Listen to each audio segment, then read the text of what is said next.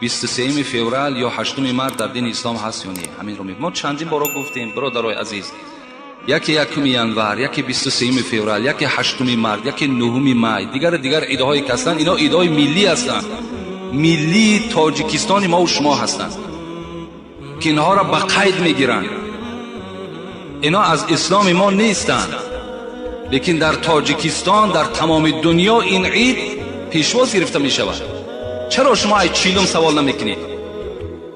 چرا از 7 سوال نمیکنید؟ چرا از 6 ماهگی سوال نمیکنید؟ چرا از 20 سوال نمیکنید؟ چرا در ترازویی که اعمالهای ما و شما را وزن میکنن از فعل خوب در دیگر دیده وزنین تر چیز نیست؟ حسن خلق به نهایت وزنین است. وقتی هر باری که وزنین شد او با فایده انسان حل می شود، وقتی اگر از ثواب باشد. برای همین از پیغمبر ما و شما میگه این المؤمن لا یدرک بحسن الخلق درجه الصائم والقائم.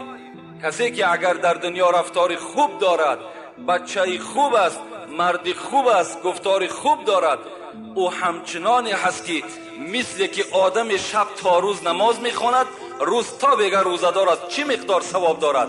حسن خلق برابر همون است.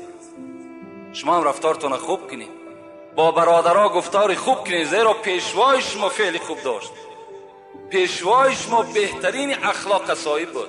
با زنهاتون معامله خوب کنید، با پدرها و مادرهاتون با زبان خوش گپ زنید، زیرا که پیغمبر شما همچنان رفتار داشت. فستبصروا و یبصرون بأیکم المفتون. خدا چی گفت؟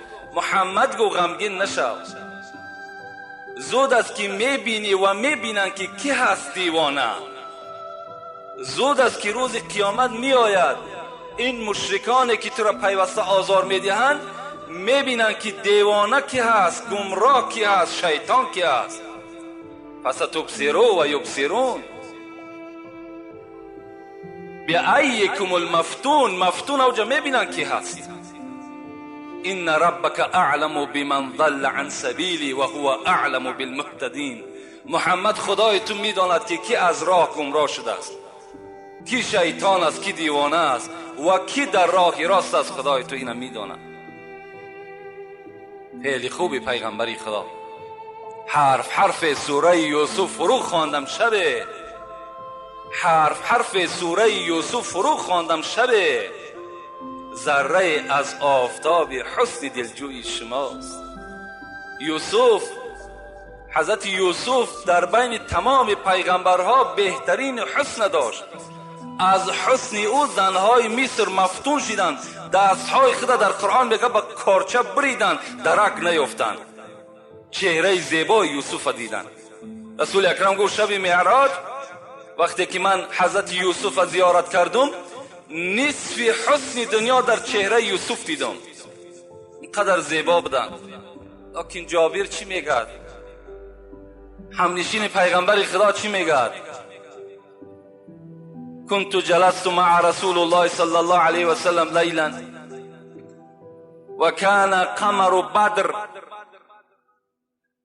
شب میگه در پهلوی پیغمبر خدا نشستم. حضرت جابر میگوید ماهتاب میگه همون شب 15مش بود، آسمان به نهایت روشن بود، ماهتاب دیده از آسمان در روشنتر بود.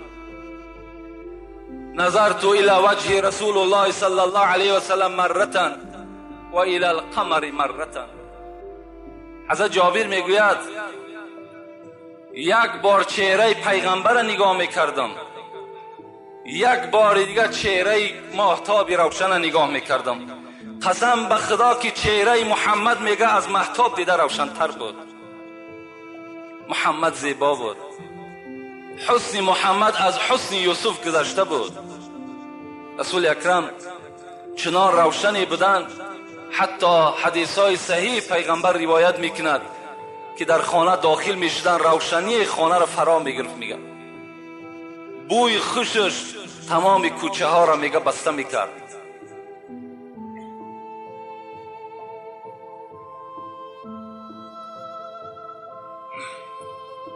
این کنتم تحبون الله فاتبعونی یحببکم الله و یغفر لکم ذنوبکم والله غفور رحیم و اطیعوا الله و اطیعوا الرسول فإن تولوا فإن الله لا يحب الكافرین.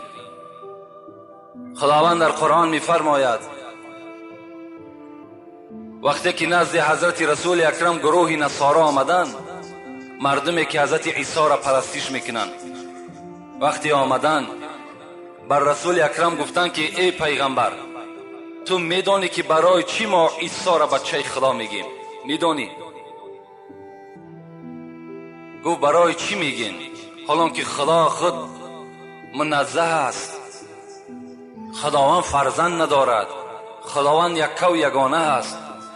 گفت برای آنی که ما خدا را دوست می‌داریم، برای دوست داشتن آنی که ما خدا را دوست می‌داریم عیسی را بچه خدا میگیم. در زمان میگه آیت فرامد چی بود؟ این کنتم تحبون الله فاتبعونی یحببکم الله و یغفر لکم ذنوبکم والله غفور رحیم. جبرائیل امین آیت فراورد، گفت محمد بر این گروه نصارا بگو که خداوند میگوید اگر شما دعوا دارین که خدا را دوست می‌دارم، اگر دعوای شما حقانی باشد پیروی محمد شوین، پیروی محمد شوین. خدای شما یحببکم الله، خدا شما را دوست می‌دارد و یغفر لکم ذنوبکم، به سبب دوست داشتنتان باز گناههای شما را خدا مغفرت می‌سازد. والله غفور رحیم، خدای شما بی نهایت غفور رحیم است. شما پیروی محمد چید. اطیع الله اطیع الرسول، خدا را وقتی شما میخواهید که اطاعت کنین اطاعت محمد بکنین. فإن تولوا، اگر شما نخواهید که بر محمد پیرو شوین فإن الله لا يحب الكافرین، یقین بدانین همه شما کافر هستین، خدا کافر را دوست نمی‌دارد. این گروه نصارا را همچنان خداوند جواب گردانید. کجا است همون پیروای عیسی که امروز نظر به همین آیت های کریمه کنند؟ کجا است همون پیروای عیسی جاهلی که امروز به سوره صف نظر کنند که خود عیسی چی میگه؟ اذ قال عیسی یا بنی اسرائیل اینی رسول الله الیکم مصدقا لما بین یدی من التورات و مبشرا بالرسول یأتی من بعدی اسمه احمد فلما جاءهم بالبینات قالوا هذا سحر مبین. صدق الله العظیم. خدا چی میگوید؟ میگوید ای محمد، همین عیسی که 530 سال یا 540 سال پیش از تو گذشتگی هست، همین عیسی در بین همین بنی اسرائیل برآمد کرد، گفت ای بنی اسرائیل، من بر کتابی که در پیش دارم این از موسی بود، من بر این باوری داشتم. امروز انجیل عیسی، انجیل من آمد، شما چنگ زننده بر انجیل من باشید. لکن فراموش نکنید که بعد من پیغمبری می آید که خاتم النبیین است. پیغمبری بر همون انسان ختم می شود، اسمه احمد، نامی او احمد است. شما بر همون انسان چکار کنید؟ پیرو شید. پیغمبر ما و شما در آسمان به نام احمد مشهور است، در روی زمین به نام محمد مشهور است. عیسی پیروان خودش دلالت به چی میکند؟ دلالت به چنگ زدن به سوی رسول اکرم میکند.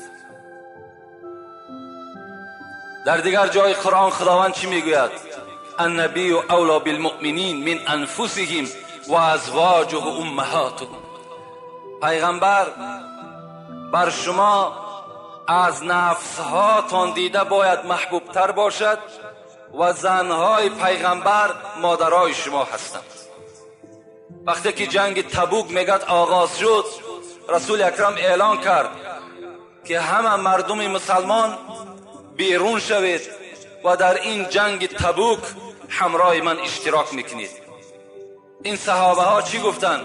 گفتند پیغمبر خدا، از پدر و مادر میپرسیم، آمده در کشونهای لشکری تو همراه میشویم و با ضد آن کسانی که دین تو را و قرآن تو را تحقیر میکنن مبارزه میبریم. آیت آمد النبی اولی بالمؤمنین من انفسهم و ازواج امهاتهم. محمد بر این امتات خبر بده که تو را باید از پدر و مادر دیده دوست بدارن. پدر و مادر کجا میپرسن؟ از تو بپرسن. از نفس ها و از جانهاشون دیده تو را دوست بدارن و خبردارشون کن که زنهای تو مادرهای اینها هستند. البته به البته رسول اکرم حدیث صحیحش است لا یؤمن احدکم حتی اکون احب الیه من والدی و ولدی و الناس اجمعین. ایمان شما کامل نیست ای امت من تا زمانی که شما مرا از پدر و مادرتان، از فرزندهای جگرگوشتان و از تمام مردم و از مال و انجام و پول و خانه که دارین و از جانهایی که در وجود دارین از این دیده مرا دوست ندارین، ایمان شما کامل نیست. در اصل خدا ما و شما را منت میکند که ای بندگان، ای تخم انسان، پیش از آنی که محمد بر زمین نیامده بود و این کانوا من قبل لفی ضلال مبین، شما گمراه بودین. شما نمیدانستین انسان چی هست، شما نمیدانستین خدا چی هست، شما انسان اخلاق نمیدانستین چی بود. روز رسول اکرم آمد دنیا منور شد. روز رسول اکرم آمد انسان قدر و قیمتش پیدا شد. همه ای توفیل پیغمبر خدا شد. ما و شما را خداوند منت میکنه. حضرت عمر میگه در معرکه بودن، گفتن یا رسول الله انت احب الی من کل شیء الا نفسی. پیغمبر خدا، من تو را از پدر و مادرم دیده، از فرزندهام دیده، از خانم دیده، از مال و انجام، از تمام یار رفیقم دیده تو را دوست میدارم، لکن بغیر جانم، جان خودم دوست میدارم. رسول الله گفتن لا یا عمر، تا اگر از جانت هم دیده مرا دوست نداری ایمان تو کامل نیست. عمر حضرت چیکار کردن؟ حضرت میگه در تفکر رفتن، گفتن من همان عمری نبودم که شمشیر در دستم بود میخواستم سر محمد ببرم. این امروز قدر من، این قیمت من در بین تمام مسلمان ها پیدا شد، توفیل محمد بود آخر. و ایلا من کی بودم که رسول اکرم از من دعا طلب میکند؟ من از کی؟ من از صحابه رسول اکرم به این درجات رسیدم. و ایلا من هم سگ از سگای دوزخ بودم. اگر همراه ابو جهل، همراه ابو لهب از دنیا میگذشتم مثل اونا دوزخی بودم. من این شرافت و درجاتی که رسول اکرم گفت قصر عمر در جنت دیدم، من را توفیل رسول الله یافتم. میگه گشته گفتن یا رسول الله انت احب الی من کل شیء حتی من نفسی. پیغمبر خدا، از پدرم دیده، از مادرم دیده، از فرزندهام دیده، حتی از جانم دیده من تو را دوست میدارم. رسول الله چی گفت؟ یا عمر الان تمت سعادتک، الان ایمان تو کامل شد، نیکبختی نصیب تو شد ای عمر. صحابه ها پیغمبر خدا را به نهایت دوست می داشتند. یک صحابه بود به نام مصعب ابن عمیر، جوان بود. رسول اکرم میگه وقتی که من با همراهی مصعب در مدینه منوره بودیم، پدر و مادر مصعب بسیار با دولت بودن لکن ایمان نداشتند.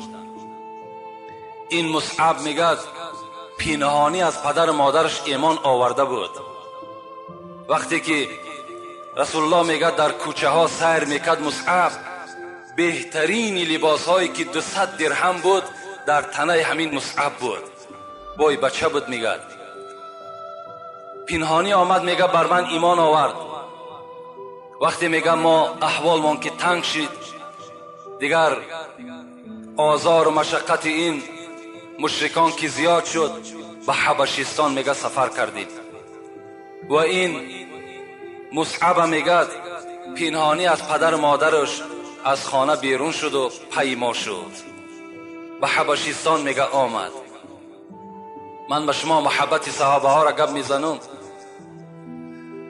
وقتی میگد بر حبشستان آمدیم بی نهایت احوال من بد بود، خوردنی نداشتیم، آبی زیادتی نداشتیم، همه با یک چینک معینی بود. میگد این رسول اکرم میگه من در زیر یک درخت نشسته بودم، به ناگاه با پیش میگد همین مصعب گذشت، همان مصعبی که میگد 200 درهم کرته میپوشید.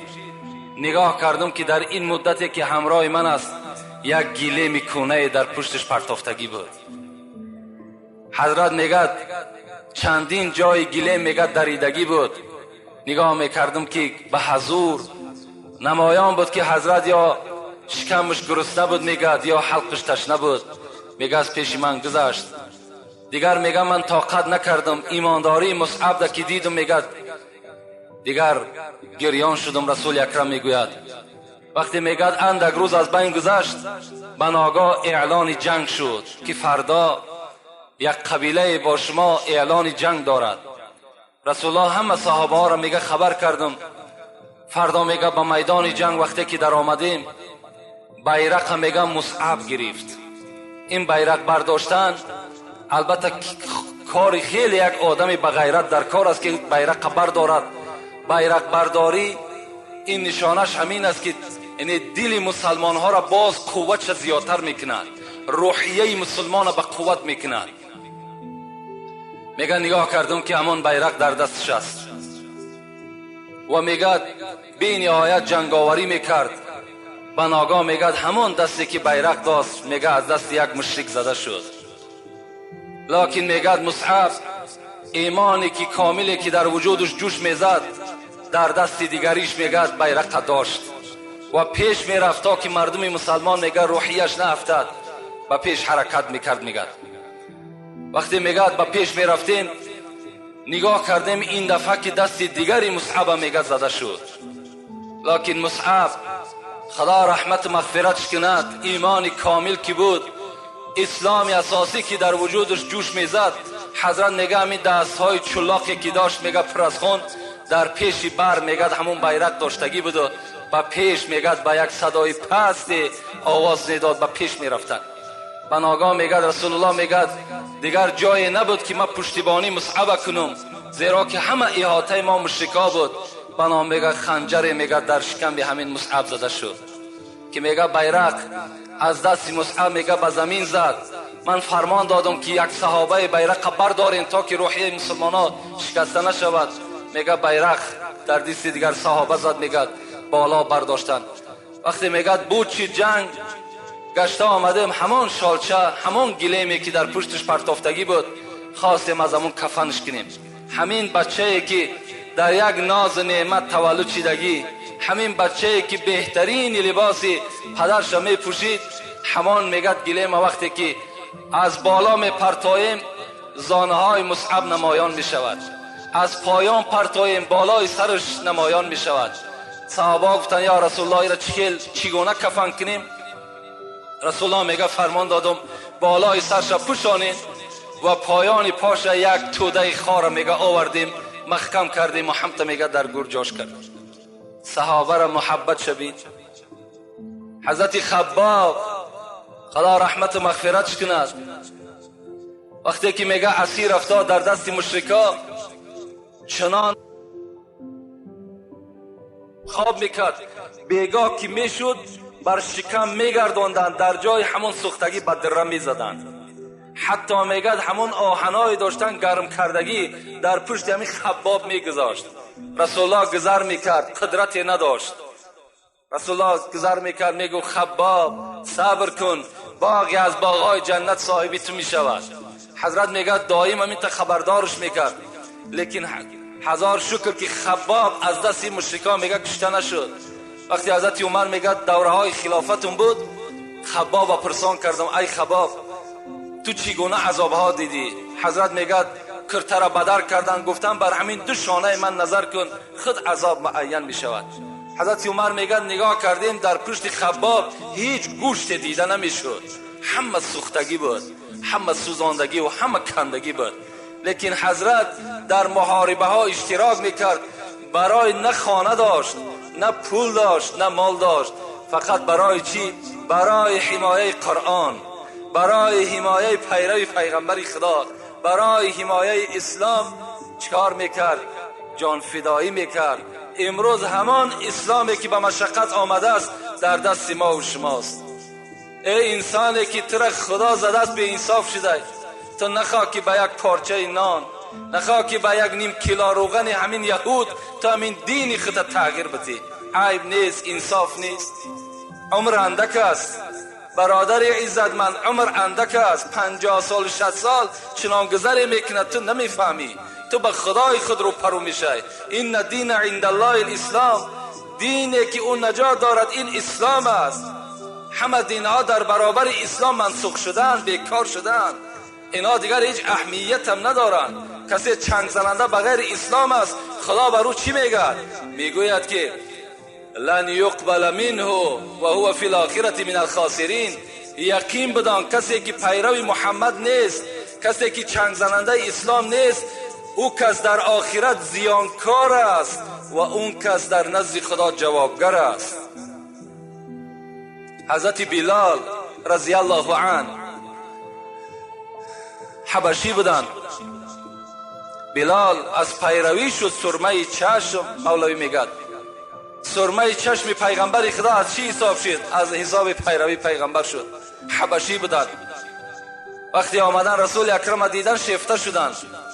یقین دانستن که از این گونه چهره، از این گونه زبان دروغ نمیبراید.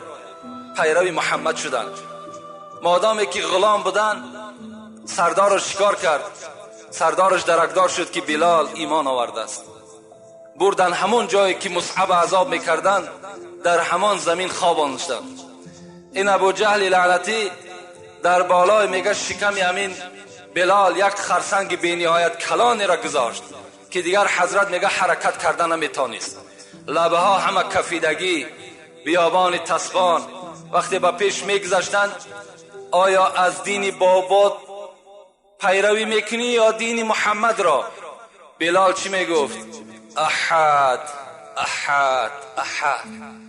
خدا یکه را پیروستم، خدا یکه را پیروستم، خدا یگانه را پیرو میشم. عذاب میدادند. ابو جهل میگوید مانده میشیدم. تاریخ میگوید ابو جهل از زدن بلال، امیه ابن خلف از زدن بلال مانده میشدند، لکن بلال نمیگشت. ابو بکر صدیق میگه با پیشش گذر کردم، نگاه کردم به نهایت حالش بد است. گفتم ابو جهل چند سوم میفروشی بلال را؟ میگد گفت 100 تنگه. بلال میگه 100 تنگه برآورده در دستش دادم. بلال خلاص کردم آوردم نزد رسول اکرم.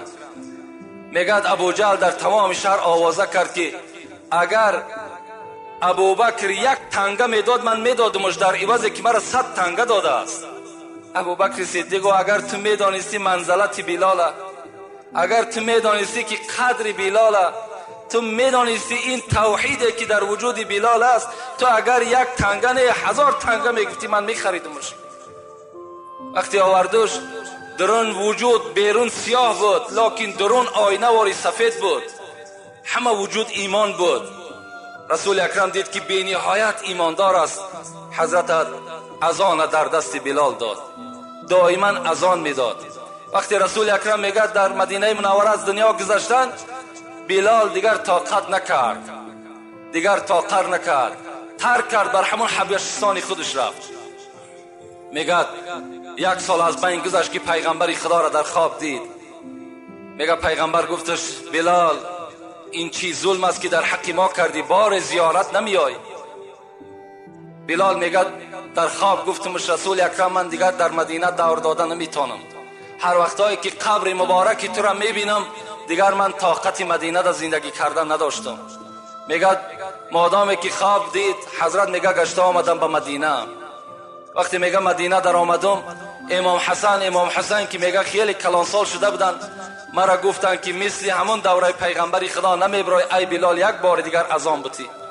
میگه این یارای بهشتی را دیگر گپشون رد کردن نتونستم، بالای منبر برآمد. میگه وقتی که میگه بلال اذان گفت الله اکبر الله اکبر، مثل که دوره پیغمبر در اذان میگفت، تمام زنها و مردها میگه زنده شدن، گویا که محمد زنده باشد.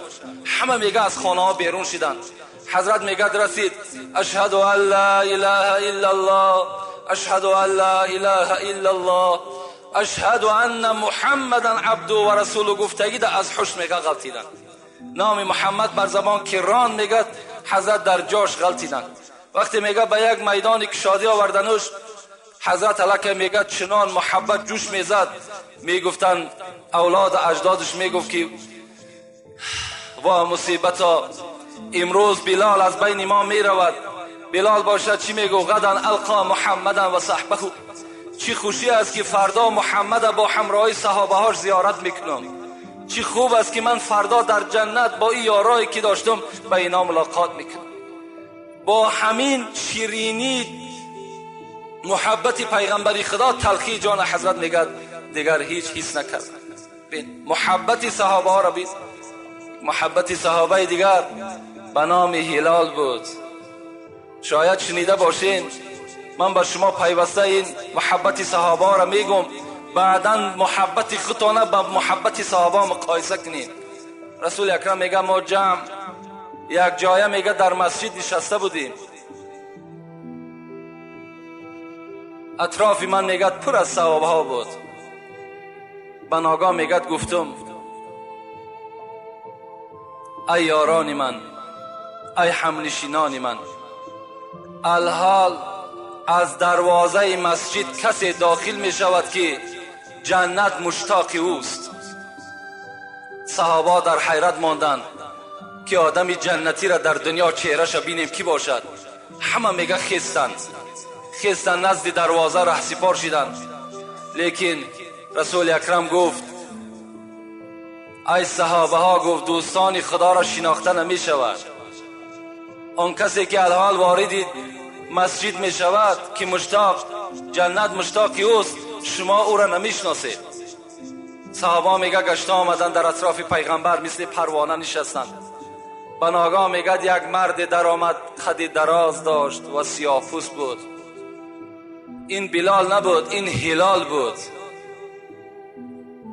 به نزدیک رسول اکرم آمد، با پیغمبر خدا میگه سلام کرد، در پیش پیغمبر خدا نشست.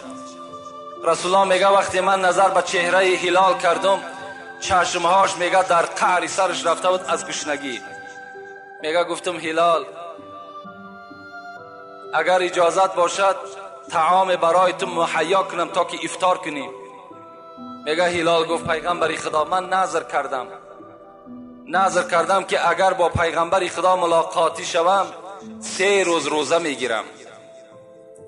امروز که خدا مرا نصیب دیدار تو کرده است، من 3 روز روزه میگیرم.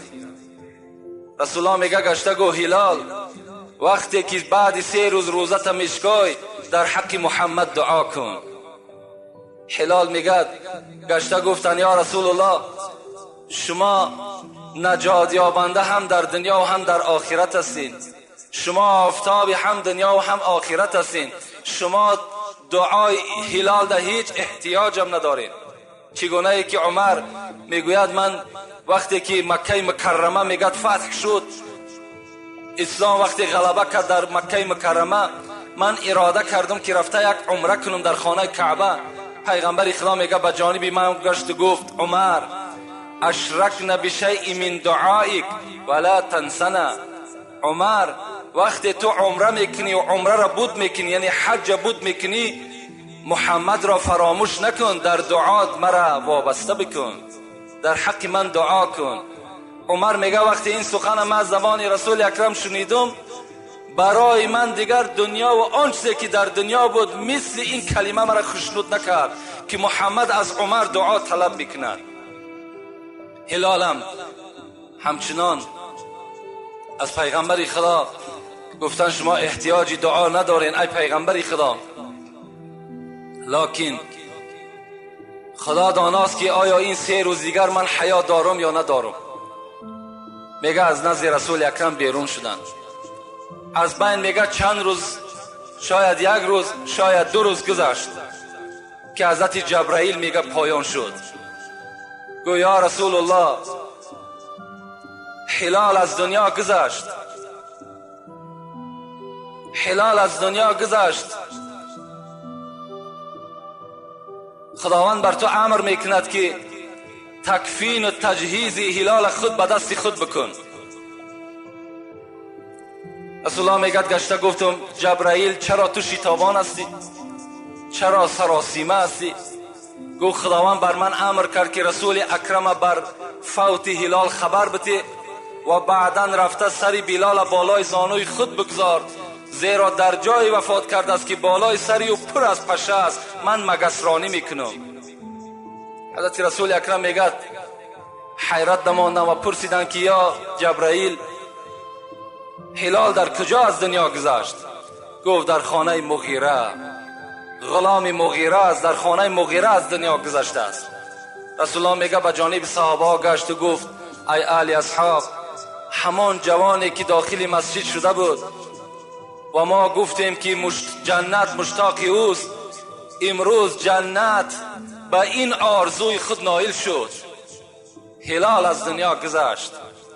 خدای من بر من امر میکند که تکفین و تجهیز او را و غسل او را به دست خود کن. یک جای خانه مغیره میریم. صحابه میگه یک جای خیستیم، یک جای خیستیم. میگه خانه مغیره رفتیم. مغیره دشمنی خدا بود، مغیره این دشمنی پیغمبری خدا بود. وقتی نزد دروازه مغیره دا میگه راست شدیم پیغمبری خدا، بر مغیره صدا کردن که رسول الله نزد دروازه توست. این بدبخت که رسول الله را نمی شناخت، این خدا زده که رسول الله را قدر شکی نمی دانست، چی گفت؟ گفت پیغمبر نزد دروازه من چی میکند؟ کجا آمد از خانه من؟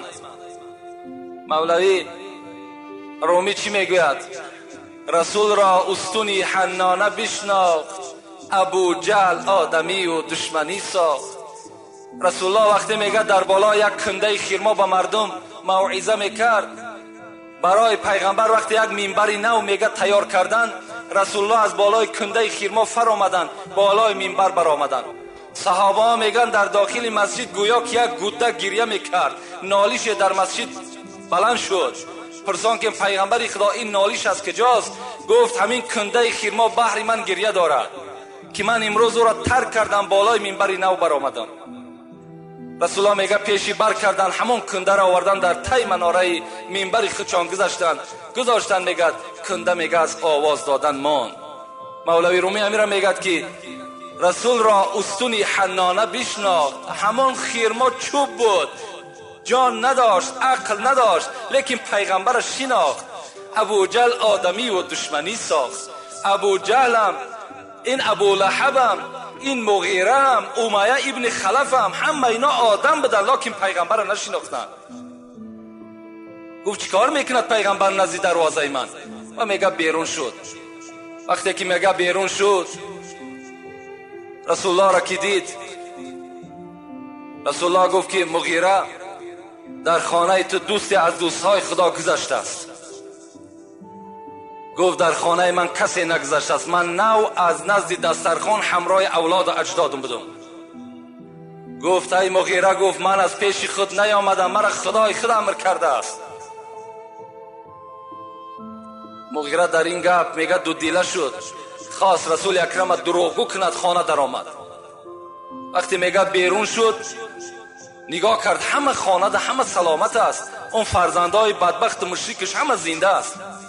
خواست که پیغمبر دروغگو کند، در حالت میگه غلام دوید آمد، گفت ای مولا، گفت ای مغیره، گفت هلال از دنیا گذشته است.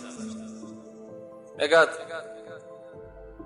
مغیره گفت محمد گفت عجیب گپی میزنی، از خاندان تو کسی گذشته است، از خاندان من کسی نگذشته است. یک غلامی بود وای گذشت، و یک عاقل روبی من بود وای گذشت. رسول الله گفت اگر تو میدانستی که هلال کی هست، اگر تو میدانستی که هلال در کدام زینه است، هیچگاه این سخنها را نسبت ما نمیگفتی. رسول الله میگه وقتی که من داخل همون جایی که شتران اسفان همین بدبخت بستگی بود، وقتی وارد شد و میگد نگاه کردم جبرائیل یمین میگد سری مبارک هلال بالای زانو گذاشته است و پشه هایی که بالای هلال میشیشت همه اونا را از بالای سر هلال دور میکرد. نگاه کردم پای مبارکش در بالای سرگینای شتر و سری مبارک در نزد تای پای همون شتران میگد هم تفتیدگی جان به حق تسلیم کردگی است. عمر میگد گفتن یا رسول الله من خود میشویم، من خود کفن میکنم. محمد گفت هلال غریب بود، هلال یتیم بود، هلال بیکس بود، محمد هم یتیم است، محمد هم غریب است، غریب را غریب میشود. حضرت میگد دست به شستن زدن، حضرت بلال کفن کردن. وقتی میگد من حضرت عمر میگد همراه رسول الله که وقتی به قبر بردیمش، در قبر میگه وقتی که هلال داخل کردیم که حضرت در دنیا روزدار بودن، میگه دهن لحد بسته شد، رسول اکرم تبسم کردن. صحابه میگه پرسیدن یا رسول الله این قبرستان که موضع تعزیت است، موضع جای گریه هست، این خنده بهر چیست؟ رسول الله گفت وقتی که هلال گذاشته شد دو حور از بهشت در دست یک طعام جنت، در دست یک شراب از حوض کوثر نزد میگه بلال حاضر شدند. یکی میگفت بلال گرسنه آمده است طعام جنت میخورد، یکی میگفت که هلال از دنیا تشنه آمده است این آب می نوشد. یک حور دیگر آمده است میگه به جانب من اشاره میکرد ای محمد هلال در نکاح من بدرار. میگه هلال به جانب من تبسم کرد و گفت لا اريد الا هو، نه طعام میخوام نه شراب میخوام نه حور در نکاح خود میدارم، تا جمال الهی را نبینم من به هیچ کدامی راضی نیستم. محبت بین، تا جمال خدا را من نگاه نکنم بر من نه زن لازم است نه شراب لازم است نه طعام لازم است. با این گونه از دنیا گذشتم. دشمنی را بینید. ابو لهب وقتی که در سوره شعراء آیت 214 ای را تحلیل شد وقتی نگاه کردیم، خداوند امر کرده بود است و انذر عشیرتک اقربین. محمد اولاد اجداد از خدا بترسان. تمام آن کسی که عمکی توست، تقای توست، خاله و عمه توست، همگی را از عذاب خدا بترسان. رسول الله میگه بالای کوی صفا برآمدم و گفتم ای بنی عهدی، ای بنی فهد، ای بنی هاشم. میگه وقتی از بالای صفا در مردم عرب میگه در حالت صدا میدادن که اگر یگان خطر می آمد یک کس از بالا میبرامد اعلان میکرد. تمام مردم میگه وقتی صدای محمد شنیدن همه دوام به پیش رفتن. میگه رسول الله از بالای کوه به خویش تبارش گفت که در این مجلس ابو لهب هم اشتراک داشت.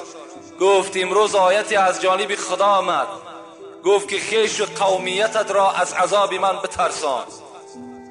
میگد ابو لهب از بین خیست و چی گفت؟ گفت تبا لک علی هذا اليوم جمعتنا. ای محمد تو هلاک شوی، همین روزی دراز برای همین سخن مرا جمع کردی، برای همین سخنی که ما را به سوی خدای خود دعوت میکنی برای همین دعوت کردی. بعضی مفسران میگد سنگ هم برداشت، سنگ هم برداشت میگه به جناب رسول اکرم حواله داد. رسول الله وقتی از این معرکه ناخشنود شدند، غمگین شدند، زیرا که اگرچه اولادها همش انکار کردند لکن مثل ابو لهب مشقت و دشنام ندادند. وقتی میگد رسول الله دویم بار دعوت کرد، ابو لهب گفت آیا وقتی من دینی تو را قبول کنم از دینی تو چی فایده هست؟ رسول الله گفتند که وقتی تو اگر دینی مرا قبول میکنی تو و سایر مردم در حق برابر هستید. گو من بر این قدر دولت سهولتی که دارم برابر یک آدمی کم بغل هستم؟ رسول الله گفتند که خدا میگوید که ان اکرمکم عند الله اتقاکم. نزد من دولت و سهولت اعتبار ندارد، نزد من کسی که از خدا میترسد اونها برابر هستند. میگه ابولهب گفت هلاک شوی با همراه این دینت که من برابری مردم کم بغل برابر باشم. میگه پیوسته از پی آزار رسول اکرم شد آیت فرامد تبت یدا ابی لهب و تب ما اغنى عنه ماله و ما کسب سیصلی نارا ذات لهب و امرأته حمالة الحطب فی جیدها حبل من مسد. هلاک باد هر دو دستی تو ای ابولهب شکسته باد. و شکسته شد. وقتی این آیت آمد ام جمیله که زن این ابولهب بود که کارش میگد حمالة الحطب فی جیدها حبل من مسد، در گردن یک ریسمانی داشت، میگد کارش حیزم کشی بود، فقط خار میکشید، نزد دروازه پیغمبر و نزد در مسجد میپاشید تا که مسلمان ها آزار بیابند. این ابولهب پهلو با پهلوی پیغمبر خدا میگد خانه داشت. وقتی رسول الله میگد در میدان که خراگ میپخت آورده همین پسمانده گوسفند و پسمانده بز میگد در دیگ پیغمبر خدا میپرتافتند. رسول الله میبرامدن غمگین میشدن. آیا میگو حق همسایگی همین است؟ دیگر حضرت هیچ سخنی نمیگفتند مگر که یک اخلاق حمیده خوبی داشتند. این ابولهب میگه 3 فرزند داشت، یکی عتبه، یکی معتب، یکی عتیبه. این عتبه و این عتیبهش باز دامادای پیغمبر بود. اینا پیش از پیغمبری شدنش 2 دخترش رقیه و ام گلثوم در دست این 2 فرزند ابولهب بود. وقتی این آیت کی آمد ابولهب غمگین شد. ابولهب در مثال یک غمگین، یک بگیم دهشت در وجودش پیدا شد که رسول الله مرد مسخره میکند، باز از خدای خود چیزی برای من آورده است. میگه در حال عتبه و عتیبه را فرمان داد که دخترهای پیغمبر را طلاق کنید. اگر شما دخترهای پیغمبر را طلاق نمیکنید پدری من بر شما حرام است. این عتبه و معتبش بعد فتح مکه باز ایمانی به پیغمبر آوردن، لکن عتیبهش به زمیانه که دختر پیغمبر که رقیهش در دستش بود طلاق داد، باز چیکار کرد؟ گفت پدر گفت من رفته گفت پیغمبر خدا را اذیت میتم. پدرش اجازت داد، مرحمت گفت رفته اذیت شده. آمد میگه در پیش پیغمبر دختر پیغمبر را طلاق داد و گفت که ای محمد، گفت من آیت اذا نجم الهوا الذي اذا تدلل را انکار میکنم. این آیت چی است؟ پیغمبر خدا میگه ستاره ها، خداوند قسم خورده است با ستاره هایی که در آسمان است. بعضی مفسران میگه برای چی خداوند با ستاره ها قسم خورد؟ میگه برای که عدد ستاره نامعین است، دوم این که به نهایت حرکت کلان دارند و هر یک ستاره آسمان چندین برابر از زمین کلان است. برای قدرت خودش خداوند قسم خورد. الذی اذا تدلى، پیغمبر خدا گفته بود که به نزد من جبرائیل میفراید، بر من وحی میارد. این عتیبه گفت که من با آن ستاره هایی که خدای تو قسم میخورد و با این جبرائیلی که تو میگوی من این کار میکنم، اینا را باور نمیکنم. باز بازم این چیکار کرد؟ میگد دهنش میگد پر از خطوف کرد و با پیغمبر خدا حواله کرد. توف به اندام پیغمبر پرتافت. صاحب قرطبی میگد هزارها شکر که میگد این توف بدبخت در چهره پیغمبر خدا نافتید. لیکن پیغمبر خدا چی گفت؟ دست برداشت گفت اللهم سلط علیه کلبا من کلابک. خدایا گفت این بدبخت، این روسیا را با سگ از سگهای خودت گفت مبتلاش بساز. ابولهب همراه 3 فرزندش دائم که تجارت میکرد به شهر سوریه میرفت. هر 3 فرزنداش قطعی میگد رهسپار شد، به شهر شام رسیدن. در یک دهه میگه قرار گرفتن.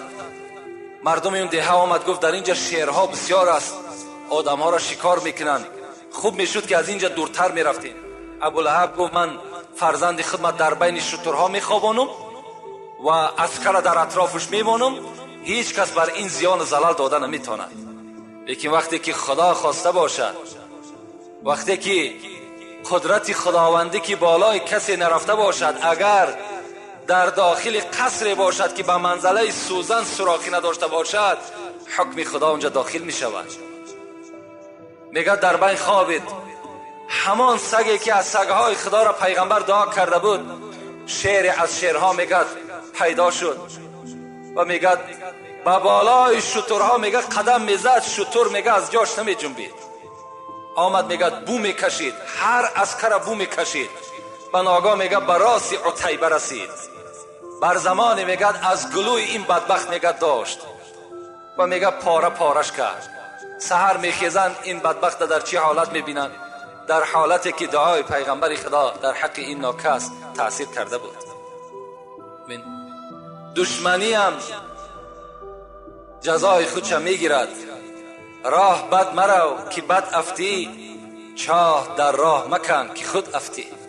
البته هر کسی که برای اسلام، برای قدر پیغمبر شه، برای قدر یک عالم پس کردن میخواهد، انشاءالله البته ما به خود یک خدای داریم، یک خدای داریم که قصاص همه ما را از ظالمای ما میگیرد. هر کی با شمع خدا سازد پفو، کسی میخواهد که این شمع، این قرآن، این نور اسلام خاموش کند. رومی چی میگه؟ هر کی با شمع خدا سازد پفو، شمع کی میرد بسوزد پوزی او.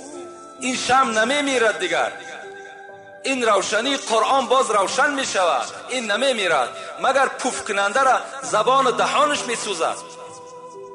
چراغ احمدی را حق بیافروخت، کسی پف کرد ریشی خیش را سوخت. این بود مختصراً